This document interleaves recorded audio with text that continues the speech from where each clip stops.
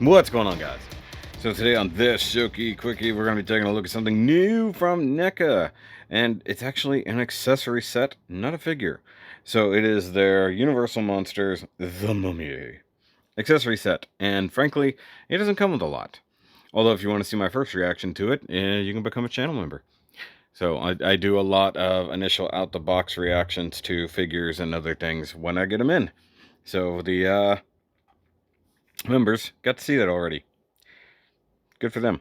So you got some really nice box art here featuring the actual stuff, although potentially modified picture, and then added some paint and stuff like the original The Mummy logo down there.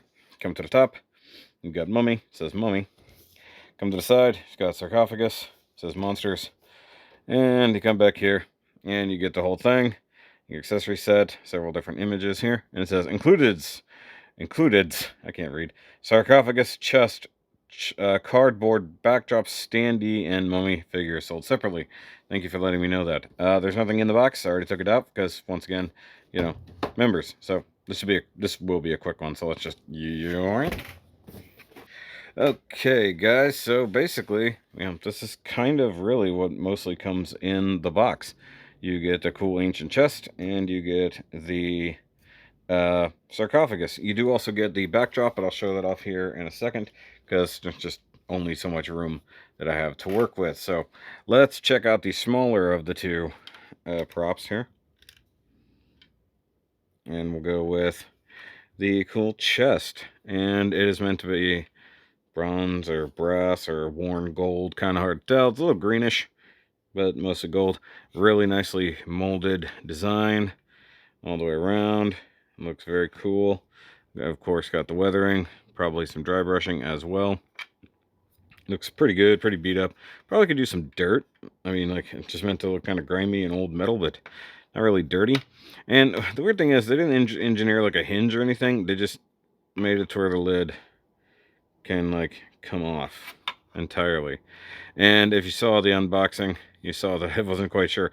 So you have this whole thing here that I thought was meant to go up under there, but then it adds way too much tension, and since I don't feel like breaking my toy, and considering this is like a $35 to $40 set in and of itself, depending on where you get it, you don't want to break it. Also, nice little support ridge on the inside. They do bother to do the inside. You can also see it's a lot more green and gooey on the inside. Now, on the inside is the original chest accessory thing that came with the first one, or with the mummy itself. So this is meant to go in here, I believe. And because I have all of my crap like stuck in here, like I've got the spare heads, the hands, and the parchment or scroll, however you want to call it. I've got the whole thing here crammed inside that chest as well, because I think that's what it's meant to be in the movie, is like that's actually the way it's supposed to be. But you know what I'm gonna do? I'm gonna just stick that right there, so that'll actually wedge this guy in place, but that way the lid can stay on effectively, and you get the Egyptian writing and stuff. And like I said, you could do it this way, which makes it look actually pretty well complete in my mind, but you have to really put it under tension. So, I mean, you can do that if you're feeling like it, but since there's no instructions, do what you want.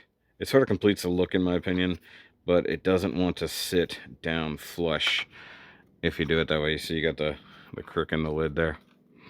So, meaning you have to do some unmagicking stuff there. So, I mean, like, it's a perspective thing anyway. So, and, oh, look at her. It's got trademarks on the bottom. Cool. Now let's look at the big boy. Well, down there. All right, so we'll look at it this way. So we have the sarcophagus, and it is big honking piece of plastic, and all like hydro dipped, if I had to guess, because this is all one big piece. I assume this is hydro dipped, and then probably a little bit of extra weathering after the fact. Although I find this part funny because these look like wings. They don't match up to anything. Like this matches up to here, sort of, and then that. Of course, you get all the hieroglyphics down the side, like please do not open after Labor Day. Looks good. You got the blue stripes going all the way around there. Stand it up. Come up to the face as though it's actually a figure. Zoom in. Let's just, there we go. I can come up a little bit more. Looks pretty cool, if I'm honest. It's got some speckling on there. Looks a little bit old, a little rusty, though they probably overdid it a little bit there, if I'm honest. And then this dry brushing here, it just seems random and completely out of place. It's just like some dry brushing right here and across the hands, but not much of anywhere else. It's kind of weird. And then if we come down, we get more like hydro dipped and or tampographed stuff. You can see a little bit of a screw up right here, you know. And this does open because it'd be pointless otherwise. And let's zoom back out. Dang it. I've got to fix some things. Like after I moved everything to clean my closet out, some things got screwed up. Like you're not supposed to be able to see that corner over there. Now you can. All right, so they have a like nice faux wood inside here, which just looks very worn out right there. It would have been cool if they added some scratches like he was trying to get out. Otherwise, looks pretty good. And you can see here how they kind of piece it together. So you have like a very thin like outer shell, and then you have this inner lining that's in 4 pieces, more or less. And then that's painted, and then everybody's assembled. And then you put that little insert there. Got a couple little runner marks here. And then you have the inside, which is, well, painted to look like sand, I guess, or dirt or something. I don't know. It looks stupid in my opinion. If they had left it a little cleaner. It's like somebody just went with an airbrush and it looks stupid on the inside. And a little bit too much on the wash going on here. Could have cleaned that up. So, Tampoed hieroglyphics on the inside, a little rust and or dirt. And you got some stuff scraped off in there, which that might be the kind of damage I was looking for. Yeah, look for some actual like damage. Like he's trying to end the curse from the inside.